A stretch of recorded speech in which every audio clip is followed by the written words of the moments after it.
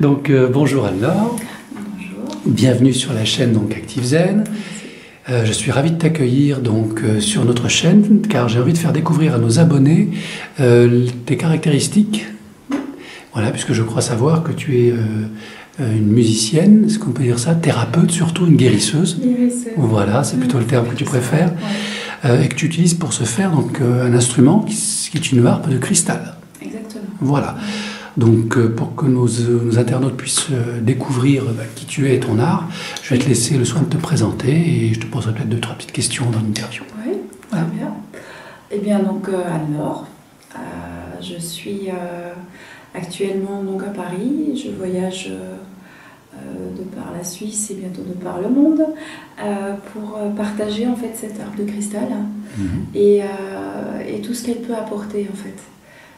Depuis, ça fait plus d'1 année que je travaille avec, entre autres, et j'ai envie de dire que c'est devenu impératif de la partager.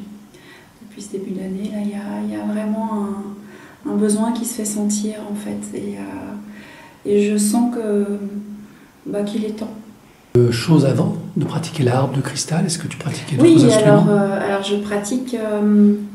Donc je propose des consultations individuelles, donc un suivi individuel d'harmonisation de l'être. Donc je travaille aussi avec les sons, donc d'une part les vibrations de l'harpe, mais je travaille aussi avec le tambour chamanique. D'accord. J'ai des chants, j'ai envie de dire des chants guérisseurs, des chants du cœur qui viennent d'une autre façon de faire vibrer et de guérir. Il y a aussi tout le travail énergétique que je propose aux personnes qui viennent. Et donc ça, c'est une des parties de ce que j'ai à disposition. Je fais aussi des consultations individuelles avec la harpe, qui sont en fait aussi très, très harmonisantes, beaucoup plus que si on est dans un groupe. En fait, il y a vraiment un focus qui peut être fait sur la personne. À côté de ça, je propose des méditations régulièrement à Paris, en Suisse. Je cherche d'autres endroits en fait pour pouvoir le faire aussi. Et des stages de différentes durées, on va dire. Là, il y a au mois d'avril, au mois de mai, un voyage à Bali, un voyage initiatique que je propose à Bali. Je me réjouis d'ailleurs. Et voilà, aussi de... Ah bah oui, il y a encore les balades en forêt, balades initiatiques, parce que c'est une des directions dans laquelle j'ai à aller en ce moment pour moi, dans mon chemin d'évolution. C'est vraiment un chemin du cœur. Il y a une ouverture du cœur, guérison, enseignement, c'est très riche, et en fait tout le chemin que je peux faire pour moi, j'ai à le partager aussi avec d'autres, et je me rends compte que je suis aussi guérisseuse dans la forêt, donc voilà, c'est beaucoup plus large, mais ça a se faire aussi en forêt, donc voilà, c'est une des directions que j'ai à prendre en fait en ce moment, et du coup c'est aussi ce que je peux proposer aux personnes, vu que mon évolution personnelle est après à disposition finalement des personnes qui viennent me voir. D'accord. Donc ce que j'entends, c'est qu'effectivement tu as ton propre chemin d'évolution qui un jour a rencontré cet instrument, et qu'aujourd'hui tu te sens un peu en mission pour transmettre ce que quelque part tu as reçu intuitivement. Est-ce que tu peux nous donner quelques exemples de bienfaits que tu as pu constater au travers de tes concerts, de tes accompagnements individuels? Oui. Alors, il y en a beaucoup, parce qu'il y a... comment dire ça? C'est déjà un apaisement direct. Ça, je crois que voilà, c'est clair que le mental, il part en vacances. Direct. Ça, c'est... On pourra l'entendre tout à l'heure. Ça emporte. Après, il y a il peut y avoir des effets physiques qui se traduisent parfois par des douleurs qui se réveillent durant l'écoute, mais qui sont ensuite en fait libérées. D'accord, ce qu'on peut appeler comme des crises de guérison, des choses comme ça. Exactement. soit directement sur le moment, soit ça continue son chemin au fil des jours. Mais il y a des personnes qui ont témoigné avoir eu des courbatures en arrivant et être libres en repartant après 45 minutes d'écoute. Voilà. Donc sur un plan physique, il y a une ouverture de conscience aussi, conscience de notre corps, de nos cellules, parce que cette harpe, elle va toucher toutes nos cellules, toutes nos particules. Elle va vraiment dans le plus intime de nous. Et du coup, c'est vrai que c'est quelque chose qui... ça nous le rappelle. Ça nous rappelle qu'on est fait de toutes ces cellules. Ça nous rappelle que tout ça, ça vit en nous. Ça nous rappelle la vie en nous. Et voilà, et ça, c'est mis en lumière. Ça peut être aussi en fonction de l'intensité du cadre, hein, parce que voilà, un concert, c'est pas une méditation. Il y a plus de monde, donc du coup, ce qui s'offre, c'est en résonance avec ce qui est là. Si je suis en individuel, ça va être beaucoup plus axé sur la personne et son besoin. Donc il y a vraiment un curseur qui se met en place. Il n'y a pas de forcing. Et est-ce que tu as pu constater des libérations émotionnelles liées à des blessures, des traumas d'enfance, des choses comme ça? Après, ça c'est... je dirais qu'après, ça, j'ai pas envie d'affirmer ça aussi clairement. Voilà. Je sais qu'il y a des libérations qui se font par rapport à des témoignages qui sont posés, par rapport à ce que je sens au niveau de l'énergie qui circule. Voilà, c'est clair pour moi. Et c'est vrai que de dire, voilà, cette personne, il s'est passé ça et ça et ça, ça c'est plus dans de l'individuel. Et je dirais à vraiment évaluer au fil du temps. Hein, parce que c'est, j'ai envie de dire, c'est comme toute chose, dans tout changement, dans toute libération, il y a la libération. Enfin, en gros, j'ai envie de dire qu'il y a énormément de libération dans l'air en ce moment. Et après, il y a qu'est-ce que je fais de ça? C'est ce que je vois aussi en individuel. C'est ok, moi je suis là pour mettre en lumière, hein, pour libérer, pour aider, pour accompagner. Et après, c'est qu'est-ce que fait la personne avec ça? Et ça, c'est une décision de chaque jour. C'est une décision de chaque jour de me dire ok, j'ai réalisé ça.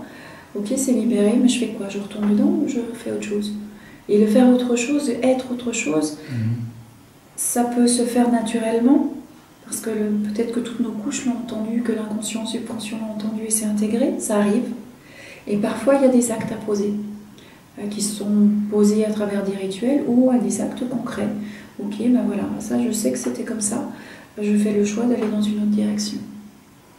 On retrouve dans ton explication un peu le processus qu'on a dans d'autres techniques, hein, que ce soit l'hypnose, le Reiki, le Lao-Chi, c'est-à-dire que le principe fondamental un peu expérimenté par tous les thérapeutes énergéticiens, c'est d'augmenter le taux vibratoire de la personne, de lui permettre d'avoir accès à des mémoires, à des niveaux de conscience différents, et de permettre au mental de faire évoluer la vie de la personne par des prises de conscience, justement. Tout à fait. C'est un peu ça comme processus que tu décris? D'accord. Okay. Après, il y a différents chemins, parce que en fonction de la personne, parce que c'est vrai que j'ai un panel on va dire, d'outils qui me sont offerts, ou en tout cas une ouverture de connaissances qui m'est offerte en soins, qui me permet d'avoir parfois des choses très concrètes, très basiques, enfin basiques, pas du tout négatives, hein, simplement des choses très concrètes parce qu'on en a parfois besoin.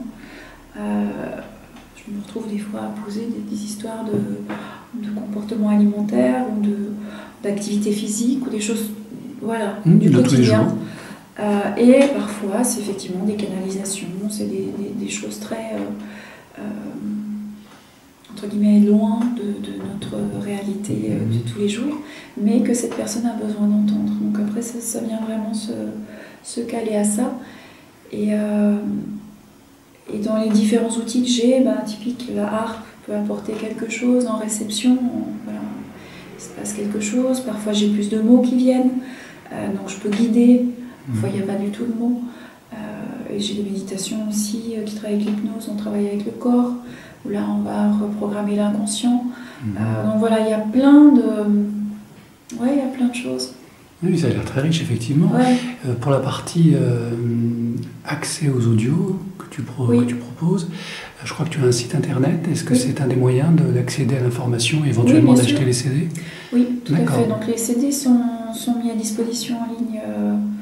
Pour l'instant, je ne l'ai pas fait en mode MP3, mais c'est possible. Hein, si c'est sur demande, je peux. Voilà, c'est des choses que j'ai. La matière a. Oui, c'est en construction. Ça se construit au fil du temps, mais c'est vrai que là, il y a les CD, donc que ce soit. Il y a une partie qui est en ligne à disposition libre sur la chaîne YouTube. Et il y a une partie qui est en vente, effectivement. Donc, soit la harpe, soit j'ai aussi fait des chants qui sont plus avec le tambour, qui sont plus dans quelque chose de l'ordre de levez-vous, il est temps. Je dirais ce CD-là. J'ai des projets d'en faire d'autres, parce que je sens qu'il y a autre chose en fait à faire. Et entre autres, les chants qui seront proposés au concert sont des chants de cet ordre-là, en fait, qui sont ce que j'ai appelé les chants du cœur. Ils ont un taux vibratoire qui est très élevé, vu qu'on sera dans un cadre aussi d'une chapelle qui vibre bien avec la harpe. Donc voilà, c'est quelque chose qui est, j'ai envie de dire, plus doux, plus élevé aussi en sonorité. C'est toi qui vas chanter? Oui, c'est moi. D'accord, ok. Justement, je crois qu'à ce titre, tu as un concert prochainement sur Paris? Oui, tout à fait. Oui, donc c'est le 24 avril. 24 vendredi avril. 24 avril à 20h. D'accord. Et là, on va... je sais pas, c'est un rendez-vous. J'ai envie de dire, voilà, sentez l'élan et sentez-vous appeler. Je sens vraiment ça comme un rendez-vous du cœur. Ok. C'est au 102 bis rue de Vaugirard? 102, voilà, la chapelle Notre-Dame-des-Anges. Chapelle Notre-Dame-des-Anges. Je mettrai les coordonnées sur la vidéo, absolument. Voilà, organisée par Sortir Zen. Par Sortir Zen, absolument. Et c'est un beau cadeau qui m'est fait sur mon chemin. Là. Ça clôt un passage à Paris, une étape en tout cas parisienne. Donc je vais prendre un peu de distance physique avec Paris, mais je reviendrai de toute façon pour des activités.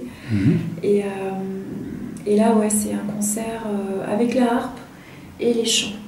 Excellent, moi j'aurai plaisir à aller t'écouter j'espère, à ce concert, c'est prévu, donc je ferai partie des spectateurs assidus et attentifs.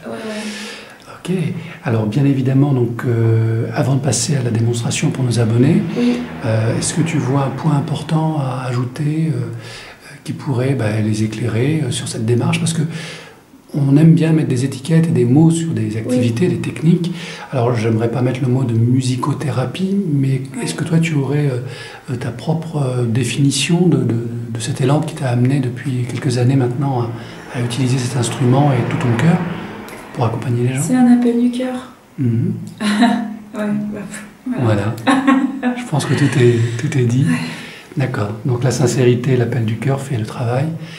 Et comme j'ai bien entendu tout à l'heure, donc tu es effectivement canal, et par cette canalisation, la harpe va transmettre à la personne ou aux personnes la vibration qui leur est destinée, individuellement et collectivement, pour les aider à évoluer tout simplement. Super. Oui, vraiment, j'ai envie de dire le cœur, parce qu'on est... c'est maintenant. Absolument. Eh bien, écoute Anne-Laure, merci pour cette interview et je trépine d'impatience parce que j'ai envie d'écouter la harpe de cristal. Oui, on va y aller. Ok, à tout de suite.